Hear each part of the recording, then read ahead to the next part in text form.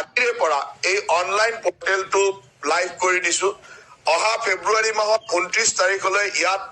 সকলো unemployed registration কৰা employment এক্সচেঞ্জৰ registration কৰা সকলো মানুহে যাতে ইয়াত পুনৰ পঞ্জীয়নটো কৰে এই চাকৰিৰ কাৰণে তেওঁ কোৱালিফাইড সে আজি কিছুমান চাকৰি আমাৰ ওচৰত খবৰ আহে বা বিভিন্ন অহা কালিৰ পৰা সেকেন্ড ৰাউন্ড 3 4 5 6 7 8 এই 6টা দিন আমাৰ সেকেন্ড ৰাউন্ডৰ আকৌ সিলেকশন এমপ্লয়মেন্ট স্কিল ডেভেলপমেন্ট এন্টাৰপ্ৰেনাৰশিপ ডিপাৰ্টমেন্টৰ ফালৰ পৰা আমি আনএমপ্লয়েড বা আমাৰ যুৱকসকলৰ ৰেজিষ্ট্ৰেচনৰ এটা নিয়ম আছে যে যাক আমি এমপ্লয়মেন্ট এক্সচেঞ্জৰ ৰেজিষ্ট্ৰেচন বুলি সাধাৰণ অৰ্থত কওঁ আমি এই এমপ্লয়মেন্ট এক্সচেঞ্জৰ ৰেজিষ্ট্ৰেচনৰ জৰিয়তে আমাৰ ৰাজ্যখনত বিভিন্ন শিক্ষাগত অৰ্হতা সম্পন্ন কিমান যুৱক যুৱতী আছে কিমান আনএমপ্লয়েড আছে এই গোটেই তথ্যখিনি আমি এই এমপ্লয়মেন্ট এক্সচেঞ্জৰ ৰেজিষ্ট্ৰেচনৰ তথ্যৰ পৰা আমি গম পাওঁ বিগত সময়ত এই ৰেজিষ্ট্ৰেচন আমাৰ চলি আছিল আৰু আমি এই ৰেজিষ্ট্ৰেচনক অনলাইন পোৰ্টেললৈকে সেৱা সেতু পোৰ্টেলৰ জৰিয়তে অনলাইন কৰিছিলো আৰু যোৱা কিছুদিন ধৰি আমাৰ চলি আছিল যেটো আগতে এমপ্লয়মেন্ট এক্সচেঞ্জ বিলাকৰ অফিচত গৈ মানুহে ৰেজিষ্ট্ৰেচন কৰিছিল আমি পিছলৈকে ইয়াক অনলাইন পোৰ্টেললৈ আনিলো আৰু অনলাইন পোৰ্টেলতে আজিকালি সকলোৱে ৰেজিষ্ট্ৰেচন কৰিব পাৰে কিছুমান স্পেসিফিক কাৰণত যত আমাৰ অফলাইনৰ প্ৰয়োজন হয় যেনেকে এনআৰসি ৰিলেটেড কথা হ'ব পাৰে বা অন্যান্য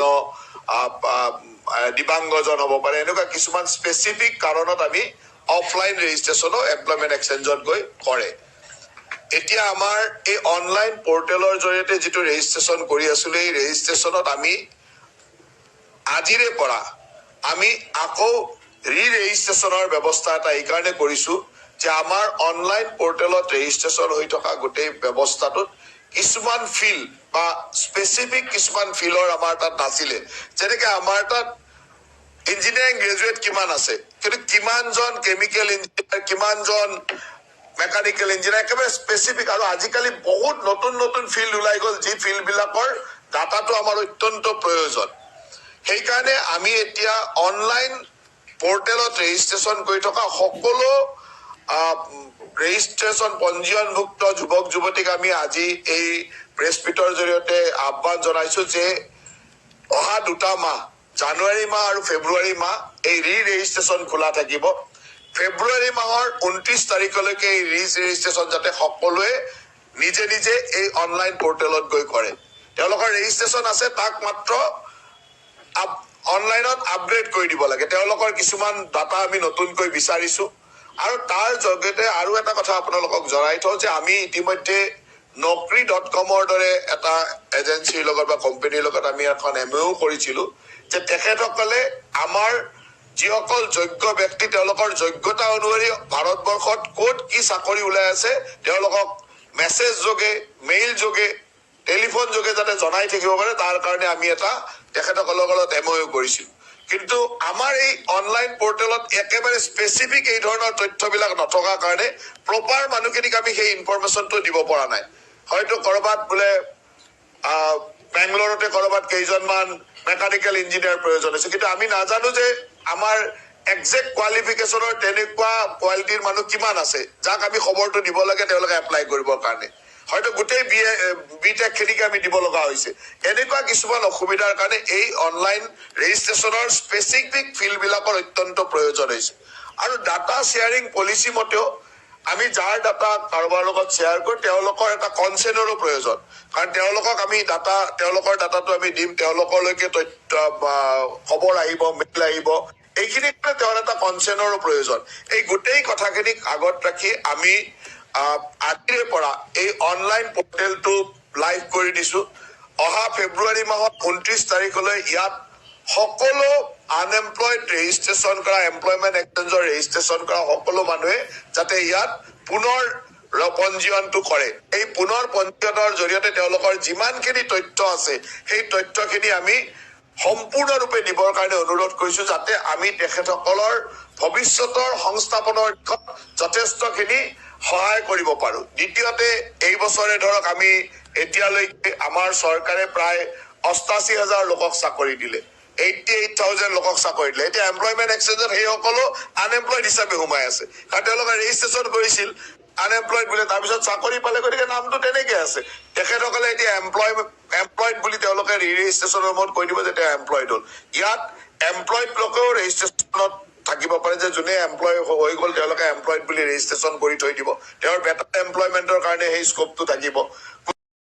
কৈছো সকলো তথ্য যাতে আমি ৰেজিষ্ট্ৰেশ্যন কৰা প্ৰতিজন মানুহৰ তথ্য আমি সম্পূৰ্ণৰূপে পাওঁ, একেবাৰে তেওঁৰ পুংখানুপুংখ তথ্য পাওঁ। তেওঁ কি, তেওঁৰ কোৱালিফিকেশ্যনৰ তথ্য, তেওঁৰ এজ, তেওঁৰ হবি বা তেওঁৰ ইণ্টাৰেষ্ট, কি চাকৰিৰ কাৰণে তেওঁ কোৱালিফাইড। আজি কিছুমান চাকৰি আমাৰ ওচৰত খবৰ আহে বা বিভিন্ন ব্যৱস্থাৰ মাজেৰে খবৰ আহে, এই খবৰবিলাক যাতে সেইসকলক আমি সুন্দৰভাৱে দিব পাৰো। আজিকালি মেছেজৰ জৰিয়তে দিব পাৰি, মেইলৰ জৰিয়তে দিব পাৰি। এই ধৰণৰ তথ্যবিলাক ল'বৰ কাৰণে প্ৰি ৰেজিষ্ট্ৰেশ্যন ব্যৱস্থাটো আমি খোলা ৰাখিছো। ইয়াত আমাৰ সেৱা সেতু পৰ্টেললৈকে গৈ sewasetu.assam.gov.in গৈ এই সেৱা সেতু পৰ্টেলত আমাৰ যিটো employment.assam@gov.in এমপ্লয়মেণ্ট এক্সচেঞ্জৰ যিটো পৰ্টেল আছে তালৈকে গৈ ইয়াত ৰেজিষ্ট্ৰেশ্যন কৰিব পাৰিব। আৰু মই সকলোকে আহ্বান জনাইছো যে অহা ফেব্ৰুৱাৰী মাহৰ 29 তাৰিখৰ আগত যাতে সকলোৱে ৰেজিষ্ট্ৰেশ্যন পুনৰ পঞ্জীয়ন কৰে, আৰু পুনৰ পঞ্জীয়নৰ তথ্যৰ পৰাই আমি যাতে ভৱিষ্যতলৈ তেওঁলোকৰ এমপ্লয়মেণ্টৰ সুবিধাৰ কাৰণে বিভিন্ন ধৰণৰ তথ্য তেওঁলোকক যোগান ধৰি থাকিব পাৰো। অলৰেডি naukri.com লগত আমাৰ এনেকুৱা ধৰণৰ MOU হৈ ৰাখিছে, আৰু বিভিন্ন এজেঞ্চিৰ লগত আমি কথা পাতি আছো, যাতে আমাৰ ল'ৰা ছোৱালী প্ৰকৃত তথ্যটো ভাৰতবৰ্ষত ক'ত কি চাকৰি ওলাইছে এই তথ্যবিলাক পাই থাকে। আপোনালোকে নিশ্চয়কৈ গম পাইছে যে আমাৰ টাটা ইলেক্ট্ৰনিক্সে ইতিমধ্যে আমাৰ 1000 যুৱতীক বেংকত চাকৰি দিবৰ কাৰণে ইতিমধ্যে এটা ৰাউণ্ড আমাৰ চিলেকশ্যন হৈ গ'ল। অহা কালিৰ পৰা ছেকেণ্ড ৰাউণ্ড 3, 4, 5, 6, 7, 8 এই 6টা দিন আমাৰ ছেকেণ্ড ৰাউণ্ডৰ আকৌ চিলেকশ্যন প্ৰচিডিউৰ বা ইণ্টাৰভিউ চলি আছে, আৰম্ভ হ'ব অহা কালি। ফাৰ্ষ্ট যিটো আমাৰ ইণ্টাৰভিউ হৈছিলে তাত আমি 545 ছোৱালী আমাৰ চিলেক্ট হ'ল। তেখেতসকলে বেংগলোৰলৈকে ষ্টাইফেন বা দৰমহা ষ্টাইফেন পাই তাত ট্ৰেইনিঙো লৈ থাকিব, আৰু এই বাকীখিনি এইকেইদিনৰ ভিতৰত আমি 1000 চিলেক্ট কৰি তেওঁলোকক পঠাম, যাতে তেওঁলোকে 12,000 টকাকৈ দৰমহা পাব, থকা